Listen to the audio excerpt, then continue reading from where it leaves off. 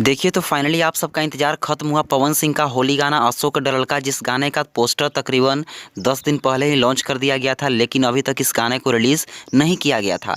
लेकिन finally official update आ चुका है। इस गाने को आप सबके बीच रिलीज़ किया जा रहा है। इस वीडियो में सारा अपडेट देखेंगे, उसके साथ साथ ये भी देखेंगे कि आखिरकार यह गाना कैसा होने वाला है। तो चलिए वीडियो को स्टार्ट करते हैं। देखिए इस होली गाने का टाइटल तो आप सबको पता ही है, अशोक डरल का। इस गाने को गाया गया है पावर स्टार पवन सिंह जी के द्वारा। यह एक सोलो सॉन्ग होने वाला है। इस गाने को लिखा गया है सोनू सरगम जी के द्वारा और इस गाने में म्यूजिक दिया गया है प्रियांशु सिंह जी के द्वारा। और इस गाने में पवन सिंह के साथ में फीट के तौर पर डिम्पल सिंह नजर आने वाली है। और जिस गाने में डिम्पल सिंह नजर आती है वो गाना सुपर डुपर हिट होता है, आप सबको पता है।